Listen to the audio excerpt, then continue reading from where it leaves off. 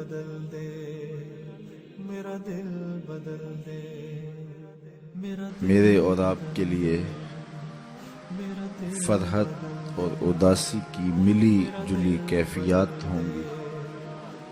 عید کی خوشی، مسرت اور روزوں کے جانے پر طبیعت میں ایک اداسی کی سی کیفیت۔ ایک طرف یہ مسرت کہ شکر ہے اللہ نے روزے رکھنے کی توفیق نصیب کی، دوسری طرف یہ خدشہ کہ جس طرح کے ہمارے روزے ہیں پتہ نہیں قبول بھی ہوئے یا کہ نہیں۔ ماہ صیام کے لمحے جب اپنے اختتام کو چھو رہے ہوں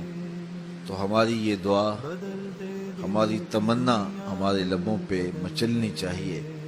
کہ مالک تو نے پورا ایک مہینہ ہمیں جن توفیقات سے مالا مال رکھا، پنجگانہ نمازوں کی توفیقات دی، تلاوت کلام مجید دن کے اجالوں میں اور رات کی تنہائیوں میں میسر رہی،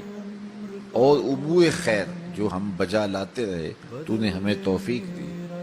تو کہیں ایسا نہ ہو کہ ماہ صیام کے گزرنے کے بعد ہمارے یہ معمولات، ہماری زندگی کا یہ خیر برا انداز ہم سے کہیں چھین نہ لیا جائے۔ تو کریم ہے، اگر ہمیں ہدایت دی ہے تو اس پر ہمیں مستقیم بھی رکھ۔ اور وہ بد نصیب لوگ ہوتے ہیں کہ جو سیدھی راہوں پہ چلنے کے بعد پھر ٹیڑھی راہوں کے مسافر بن جاتے ہیں، ہدایت کے بعد پھر ظلمت کے اندھیروں میں گم ہو جاتے ہیں۔ اللہ تعالیٰ جل شانہ نے اس عورت کی مثال قرآن مجید میں بیان کی جس کا مفسرین فرماتے ہیں توازن ذہنی ٹھیک نہیں تھا، اور وہ کیا کرتی تھی، سارا دن سوت کاٹتی رہتی تھی، اور جب شام چرخہ اٹھانے لگتی تو اپنے ہاتھوں سے کاتا ہوا سوت توڑ توڑ کے ریزہ ریزہ کر دیتی۔ تو اللہ تعالیٰ جل شانہ نے اس عورت کی مثال دے کے اپنی مخلوق کو سمجھایا کہ تم بھی اس عورت کی طرح نہ ہو جانا جو اپنے دن بھر کی کمائی کو شام کے وقت اپنے ہاتھوں سے ادھیڑ دیتی ہے، اور کاتا ہوا سوت دوبارہ ریزہ ریزہ اور پرزہ پرزہ کر دیتی ہے، تو سارے دن کی محنت اکارت چلی جاتی ہے۔ تو کہیں اے ایمان والو، میرے رسول کے دامن سے وابستگی اختیار کرنے والو، کہیں تم بھی اپنا طرز زندگی یوں نہ بنا لینا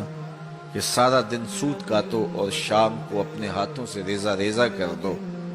ہمیں ماہ صیام میں اللہ تعالیٰ نے ایک موقع دیا باطن کے تزکیے کا،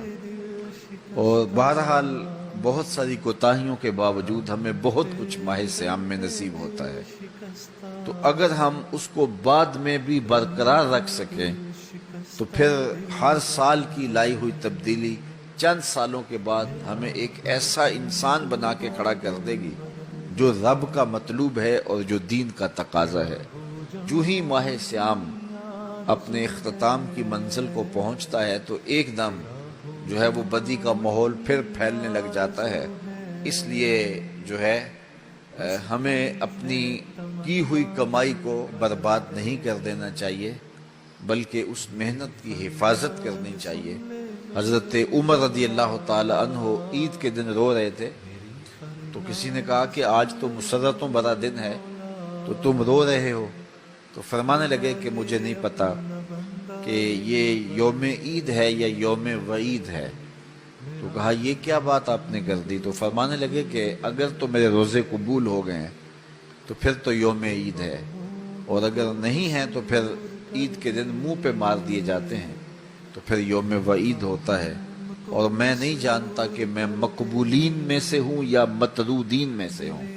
میں قبول کر دیا گیا ہوں یا رد کر دیا گیا ہوں۔ تو اس لیے یہ خدشہ بھی اپنی جگہ پہ، اور یہ توفیق نصیب ہوئی اس کی قبولیت کی امید بھی اپنی جگہ پہ، لیکن جو تیسری چیز ہے وہ بھی یہاں بیان فرمائی کہ بس جو توفیق تمہیں نصیب کر دی گئی، خیر کے امور کی توفیقات سے تمہیں نواز دیا گیا، اب اس کے چھن جانے کا خوف بھی تمہارے ساتھ لگا رہنا چاہیے، اور تم اللہ سے دعا مانگ کر اس خوف کا دفیہ کر سکتے ہو، تاکہ وہ ایک حصار بن جائے دعا تمہارے لیے، اور روک بن جائے تمہارے لیے، اور تمہاری کی ہوئی کمائی کہیں